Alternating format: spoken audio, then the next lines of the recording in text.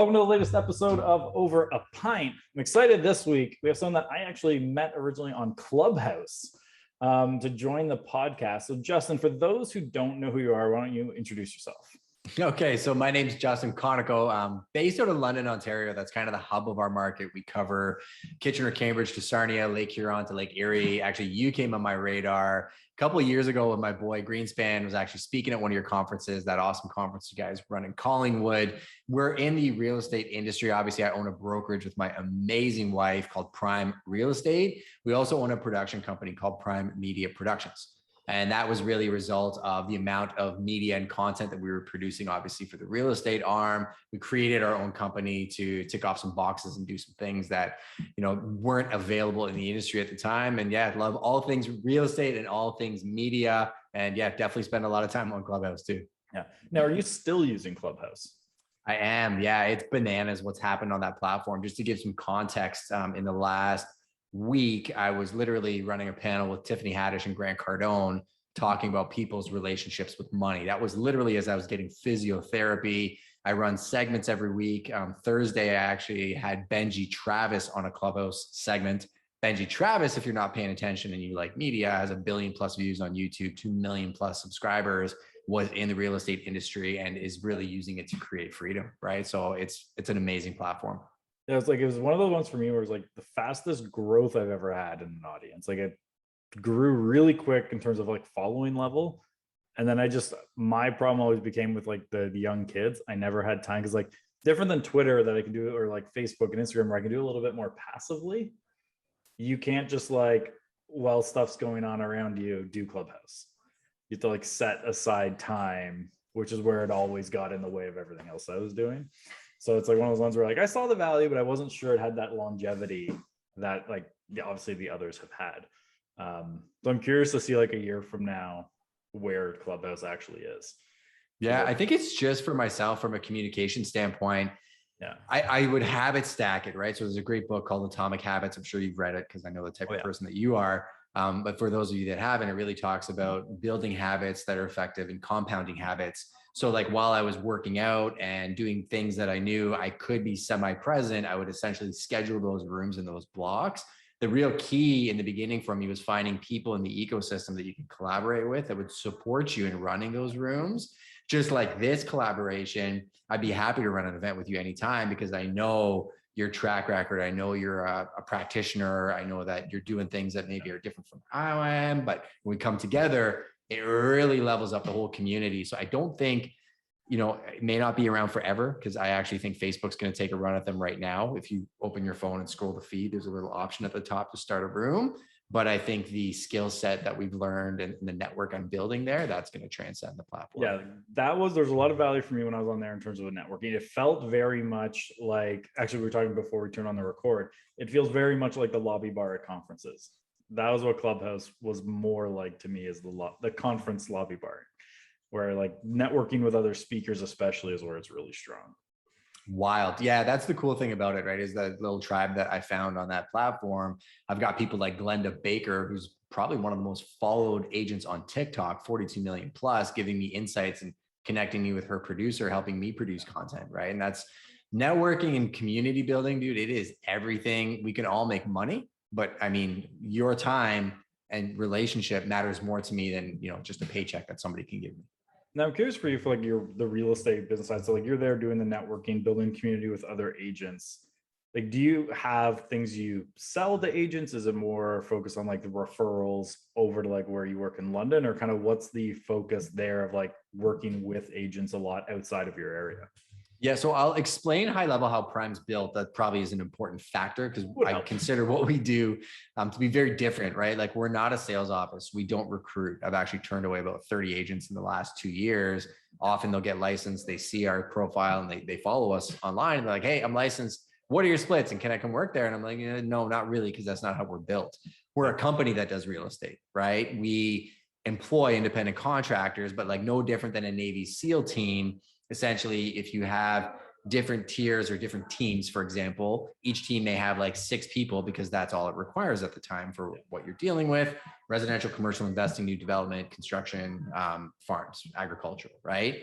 And then in each stack, you basically have just a bunch of experts. So I've got my demo guy and I've got my intelligence officer and I've got all the different people that we work collaboratively towards serving the end customer as we grow our territories.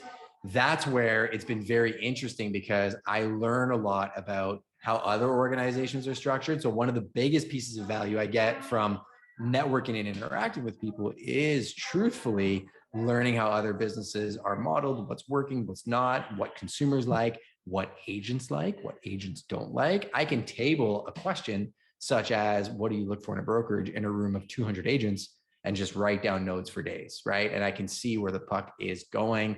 As far as selling anything, nothing. I'm happy. I think the first line in my bio says I don't need anything from you because, you know, I've been graced with the success that we have within the organization. My cup is full in that regards. Truthfully, I do it for ideation and just working out ideas. And then the other piece is, I guess if I was looking for anything and being transparent about it, it's connecting with people like you so that I can share my knowledge when it comes to culture, team building, media, production to a bigger audience. Because I definitely, man, I've been blessed with some pretty amazing mentors. So my goal is to really kick that back to everybody else. And you do a lot of vlogging. Like, I think I saw you're over 700 episodes now. Where are you at for that? 740 is the one that goes out today.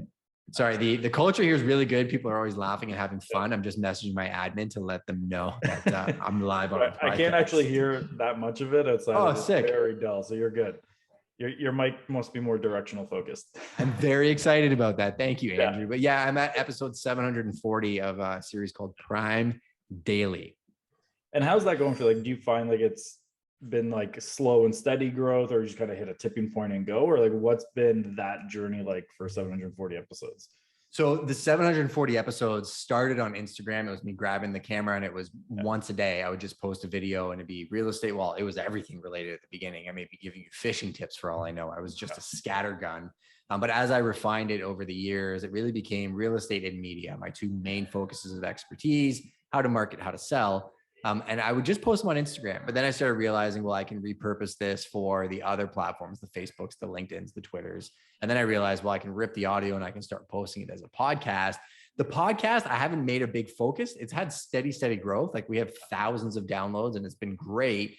The Instagram, honestly, from 2013, when I started it to now, has made me tons of business. Like I can't even quantify the amount of people that have called me and said, I watch all your videos. Meanwhile, they didn't like or comment on a single one, yet they call me to sell their house. Like it's one of the most steady streams of business I think I have for sure. I'm curious for you, how far into that did you feel like you were comfortable on camera and like you were, or when did you feel you were good? It's funny. I still don't think I'm good, right? Like I think it's a day one mentality where you always have to be refining your craft. Cause like when I look at my videos now, like how good am I compared to our boy Brad McCallum or Sirhan, right? Like I work closely with the Sirhan team and I'm always looking at how can I get better at the basics. Now, in the beginning, I was terrible. You go to the very first video, the audio was terrible. The lighting was garbage. It was in my garage. It was messy in the background, all these little things that now as a creator, I make sure that it's nice and clean and proper. And I make sure I have good audio and the lighting's good for the audience. These are things I only learned by executing, but I would say it actually didn't take that much time. Doing it daily, this is the super hack for your audience. Yeah. And you don't even need to do daily video posts. Even if you just go on stories 2 or 3 times a day, you're on point. So when you turn the camera on yourself, it's like working out. If you run every single day, that cardio is going to be built up. It's the same with video. It only really took me, I think, 6 months to get comfortable and not worry about what people thought. And I would say 2013, 2017 was probably out. It took me about 4 years to really lock it down and be like, oh, okay, like this is real business, and create a methodology around how I shot every video and came up with the ideas. No. Okay, like the media company you have, is that 100% just supporting like your main business, or are you taking on clients just for the media side of things too? Yeah, so only by referral, or I mean, we price out some of our stuff to the point where it's very lucrative if we're working for outside of real estate people, but we're very focused on our industry and people within our proximity. So to give you an idea, if you're within our proximity and you're somebody that I think is doing good work in the community, we make it very affordable for small business to come in and create large amounts of content. But we're doing stuff in the legal space. We've done stuff in the food services space, hospitality. We're having conversations around the NHL right now and some other things too that are very far reaching and way beyond what I ever thought we would work in. I had a conversation actually about fitness space right now. We actually just did a shoot for a fitness company, but a very high level fitness company that I think could go global with some of the stuff that they want to produce. So again, I don't really get involved with that unless it's a marketing and sales conversation, because I happen to be an expert in that field. So I'll consult with the business owners on how to effectively communicate. But my creative director, Nico, and a whole bunch of other people that work in proximity, we have some subcontractors that are unreal. They're the family that really handles that. No, that's key, because that's one where we've noticed when people try expanding into things like that, is that they just stretch themselves too thin, where it sounds like you've gone the other way of like, you try to stay out of most of it.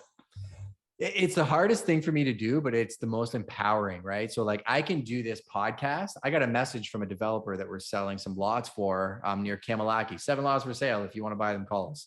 But he messaged me about something and I told him I was in a podcast, but I've got Kyle, who's Justin 2.0, ready to answer at the drop of a hat, right? So I built a system knowing how important this is to make sure that I can still service my clients better than anybody else, because Brad got an answer probably quicker than he would with any other agent.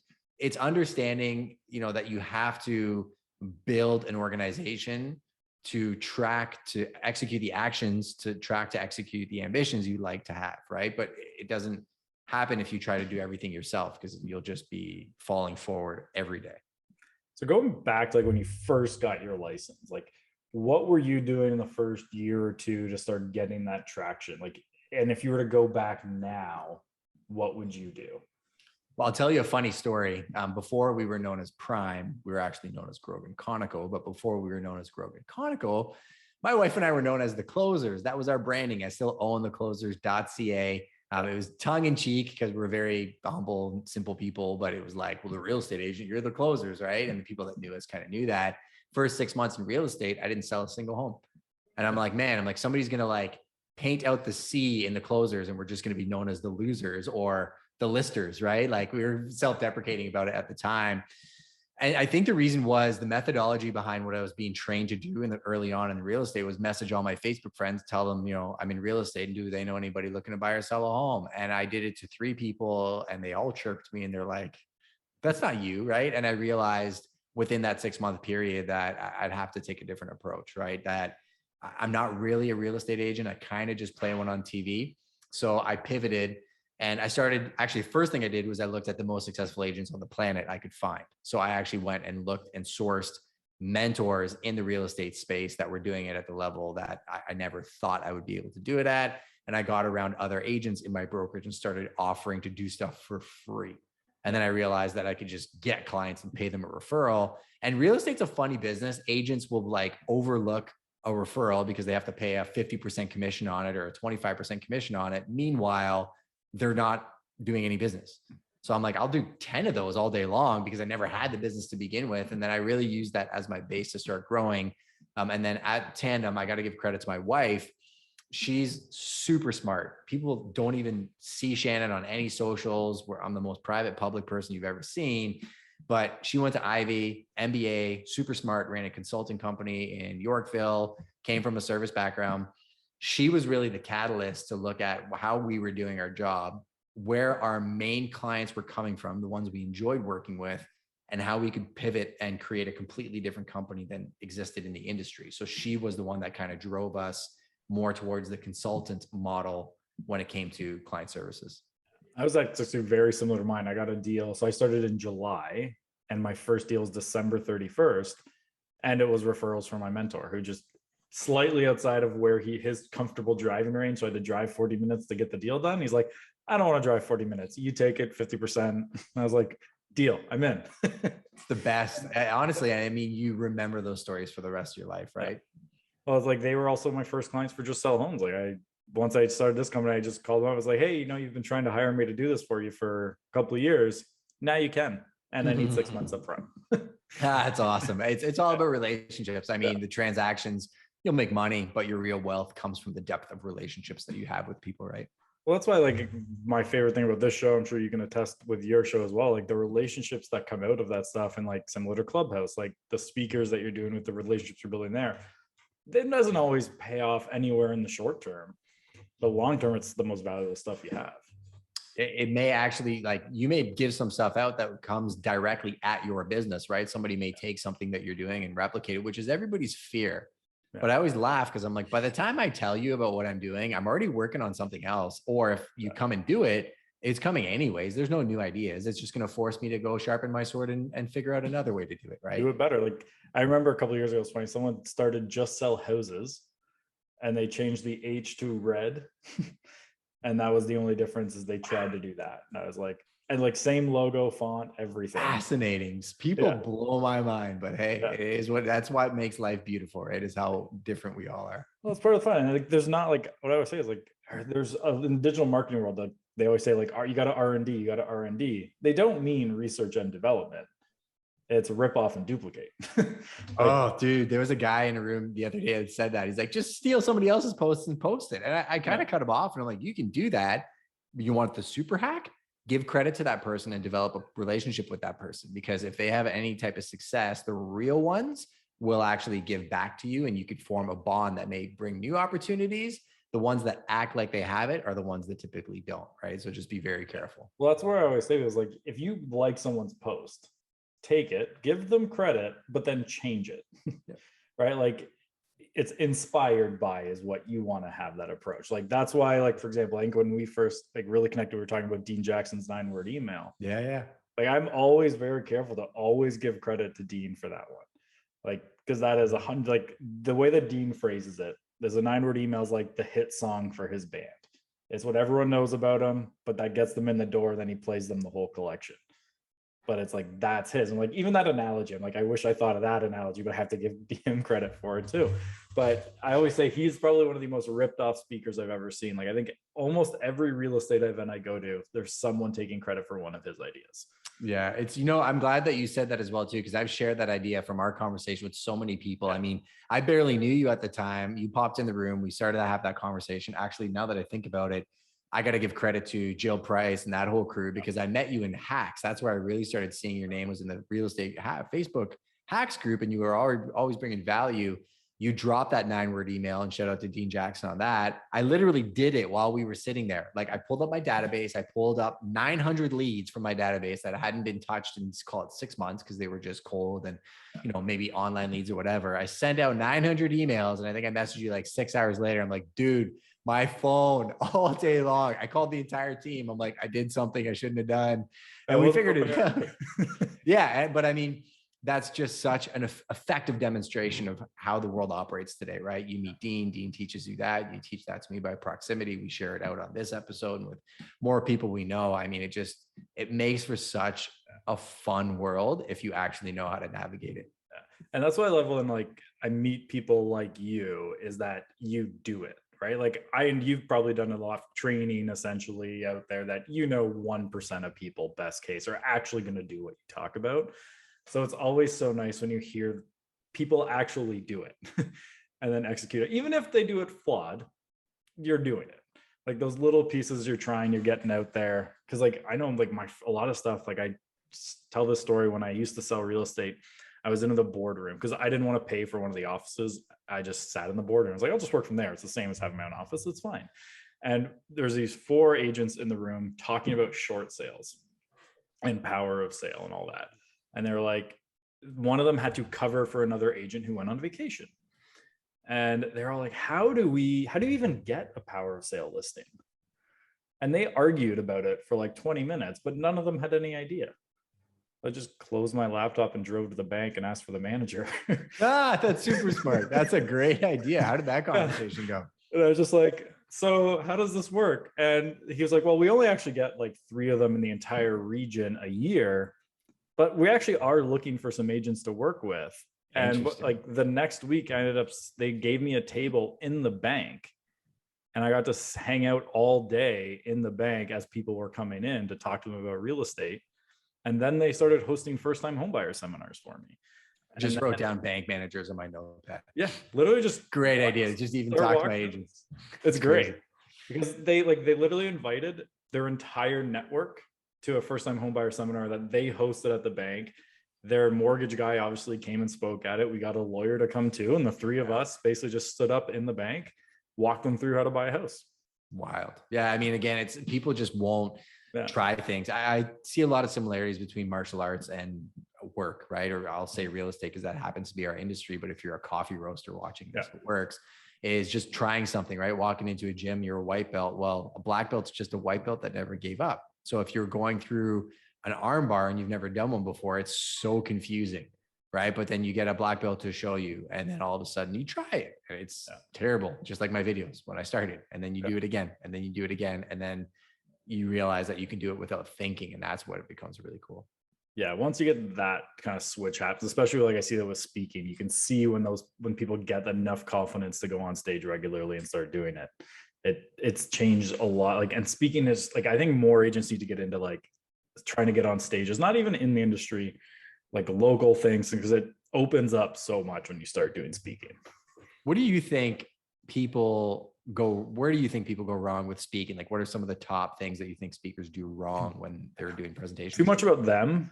So there's two, like one, they either make it too much like a commercial and like a sales pitch, which I see a lot, where it's like, everything's like, I'm just going to give you just enough to let you know how awesome I am, but I'm not going to give you anything to actually take away today. You have to pay me for that.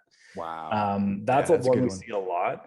And then some, they have the right intention, but they go too high level with like what they're talking about, that there's actually nothing someone can take and go away with. Because I think people, and I think like they'll look at like a Tony Robbins, who's like at the top of like, he can do a talk that necessarily you don't have a specific thing to take away with. But I think you have to look at it as like, when you're starting out, you have to start a little bit more tactical with your talks. So like the 9-word email is the perfect example. Like that's something you can give, and they can build that trust with them that go do this, you'll get results. And then you start working your way up to more high level. And most people try to go straight to high level, and you don't have that trust yet. Whereas like a Tony Robbins, a Gary Vee, when they say something high level, you can almost immediately trust that it's true. If you don't have that track record, you could just be spewing BS and no one has any idea if there's any actual value there. Like, you got to build that trust up. Like when you hear the know, like, and trust, you have to have that first part. Because too many people say know, like, and trust like it's one word. Oh, dude, I hate that. And value. I'm going to bring you value, right? Yeah, and it's just like, it almost becomes cringy to guys that hear it too many times. You're like, are you? But I think you hit be authentic. And and I think some of it comes from insecurity, right? I think part of that conversation centers around like they're walking into a stage or a room of 300 people or 500 people, whatever. And they automatically want to validate themselves and say, well, look at what I'm working on and look at these things. Meanwhile, it's not about them, right? If you can walk into a room and tactically turn around and say, here's something I did that worked. This is the impact it had on my business. You should try it. Well, then people are like, well, what is that, guys? What did he just say? What did he just say? And they're hitting the person next to them. And then you can start building the relationship with them, right? Then there's other little mistakes speakers make, like they speak too fast, but that's like little things as you get more comfortable. I talk. I do too fast. You'll see it in mine. Like I'm open about this. Like I start speaking really fast and slow down as it goes. Because a lot of it's, I'm also trying to like figure, okay, what's my timing of the presentation, which especially now, because it's been so long since I've been like in person on the stage, I'm sure my first one's going to be brutal. I mean, relatively speaking, but you just got to kind of get comfortable and then lead with like, I mean, it's cheesy, lead with value, but like lead with things from the perspective, when you hear value, I think early speakers, things they can go do today, like the 9-word email, you went and did it on the spot. Like, come up with 1, 2, or 3 things that someone could actually go home that day and start, and ideally even finish, but just something they can go do that somehow will make their life better.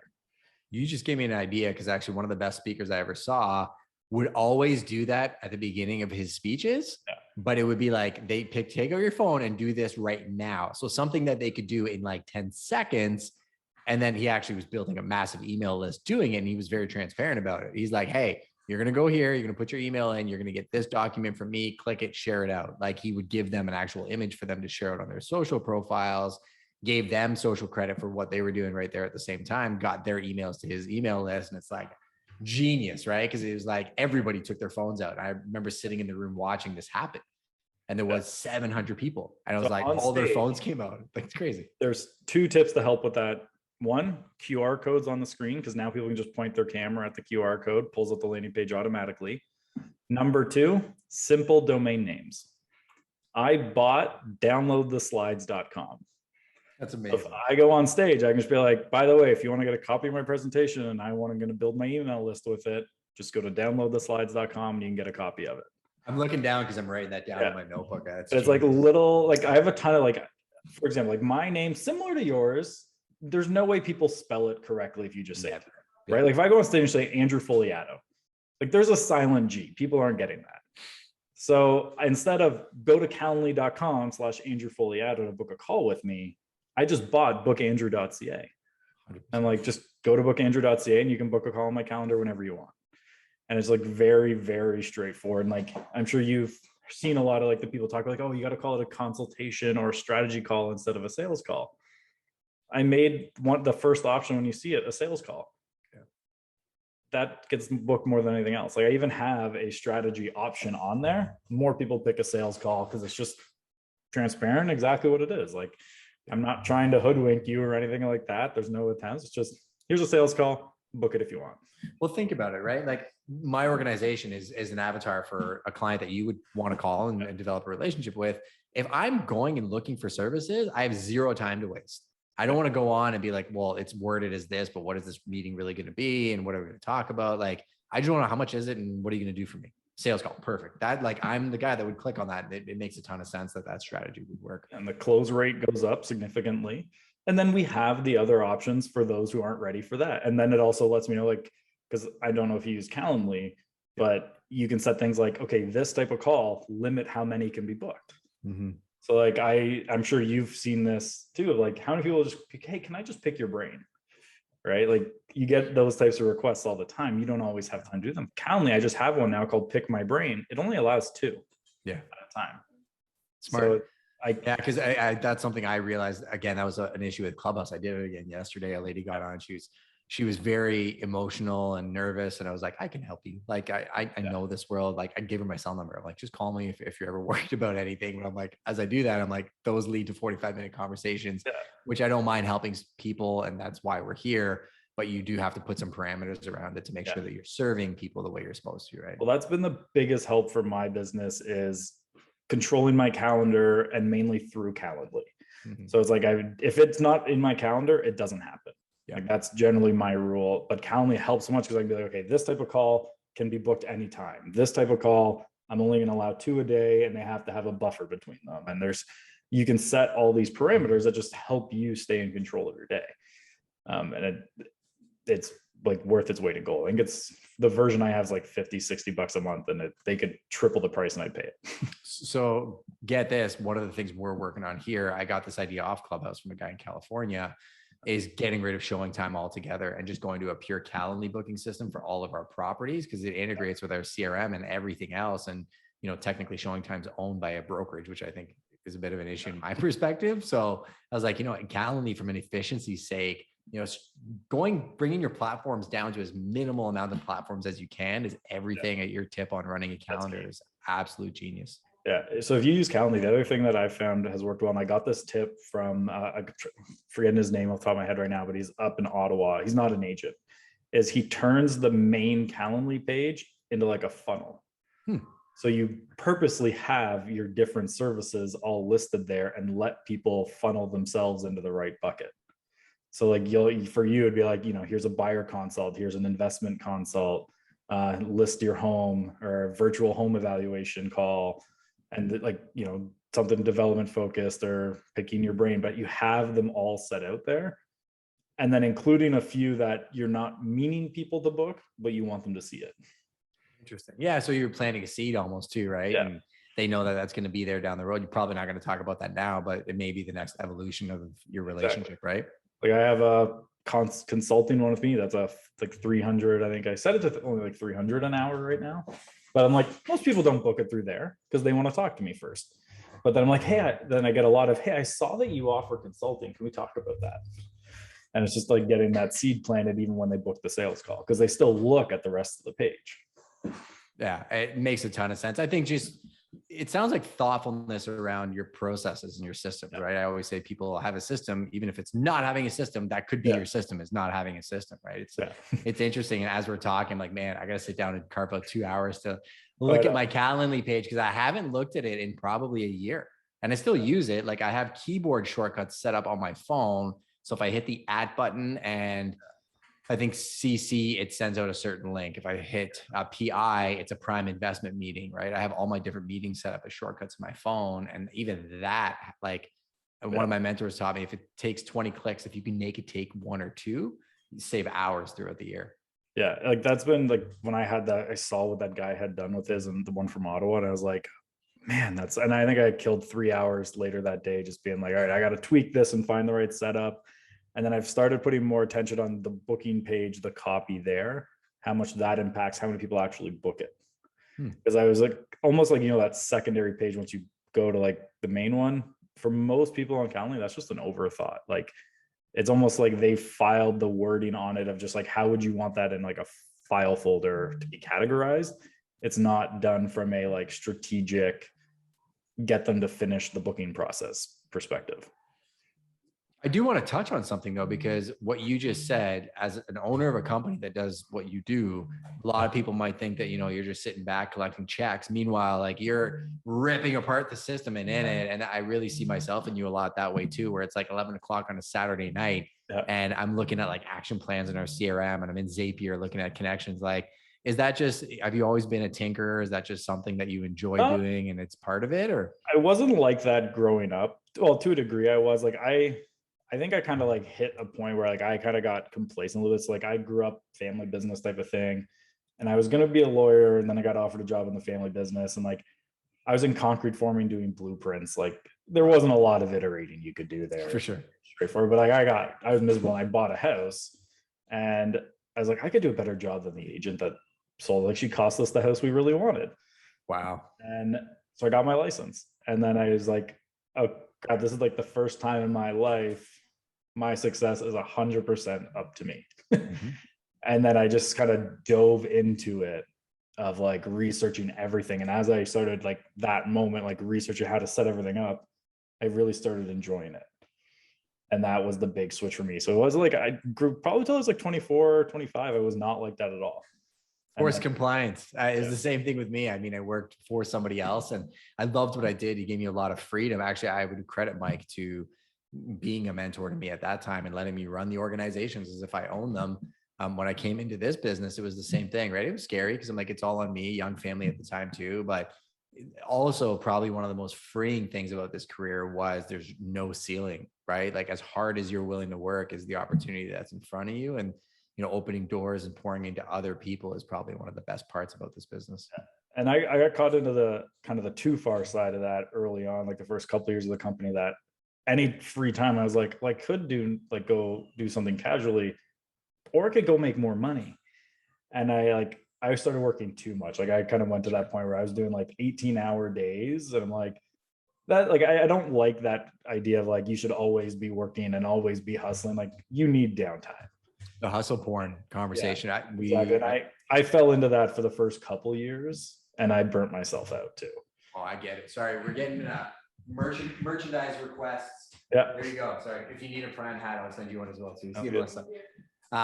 Yeah, no, it's funny. I talked to somebody about that this morning, right? Is around the thought that, this industry is, and I said hustle porn kind of jokingly, but it's the same thing. Like the real estate world has this image that it tries to portray. And it's the biggest mistake. New agents come in and they think, I got to be that guy. Meanwhile, that life may lead you to losing your spouse or burning out or just hating your job and resenting it versus being thoughtful. One of my top agents, this guy came on my team. He's closed over 50 houses in less than 8 months as a brand new agent. Good start. Legitimate business, right? I talked to him last weekend and incredible story, comes from single mother background, literally built himself up from nothing. And he's like, I got a huge gas tank. I'm like, that's great. I see myself in you.